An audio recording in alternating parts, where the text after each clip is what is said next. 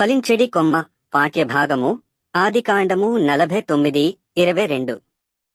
యాకోబు తన యొక్క వృద్ధాప్య దశలో తన కుమారులందరినీ దీవించాడు. ఆ క్రమములో యోసేపును గూర్చి చెప్తూ అతడు ఫలించెడి కొమ్మ అని చెప్పాడు. నిజముగా యోసేపు జీవితము ఫలభరితముగానే ఉన్నది.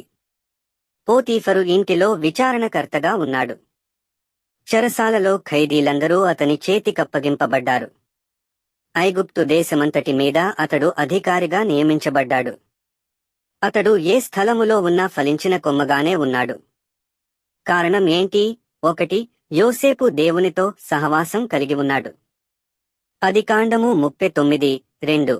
యెహోవా యోసేపునకు తోడైయుండెను. ఈ మాట ఇంగ్లీషు అనువాదంలో ఇలా ఉంది: the lord was with Joseph. With తో అని అర్థం. అనగా యెహోవా యోసేపుతో ఉండెను అని అర్థం.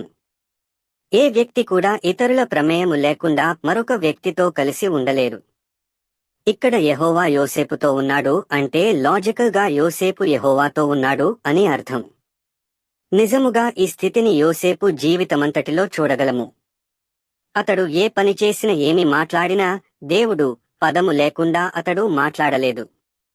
పోతీఫరు భార్య శోధించినప్పుడు దేవునికి విరోధముగా నేను పాపము ఎలా చేస్తాను అన్నాడు. ఆది 39:9. ఫరో కల భావము చెప్పమన్నప్పుడు దేవుడే ఫరోకు క్షేమకరమైన ఉత్తరమిస్తాడు అని చెప్పాడు. ఆది 41:16. అతడు సంతానము పొందుకున్నప్పుడు దేవుడు నన్ను అభివృద్ధి పొందించాడు అని చెప్పాడు. ఆది 41:52.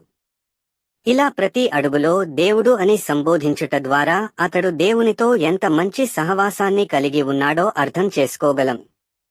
నూతన నిబంధనలో యేసుక్రీస్తు చెప్పిన మాట కూడా ఇదే: ఎవడు నా యందు నిలిచియుండునో నేను ఎవని యందు నిలిచియుండునో వాడు బహుగా ఫలించును. యోహాను 15:5.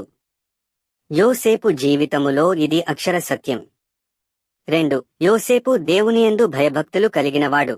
ఆది 42:18. నేను దేవునికి భయపడువాడను. యోసేపు దేవుని భయము కలిగి జీవించాడు.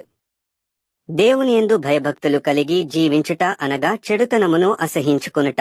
సామెతలు 8:13. యోసేపు తన జీవితమంతటిలో చెడుతనమును అసహించుకున్నాడు. తన అన్నల చెడుతనమును గూర్చిన సమాచారమును తండ్రికి తెచ్చేవాడు. ఆది 37:1. పోతీఫరు భార్యతో పాపము చేయకుండా పారిపోయాడు. ఆది 39.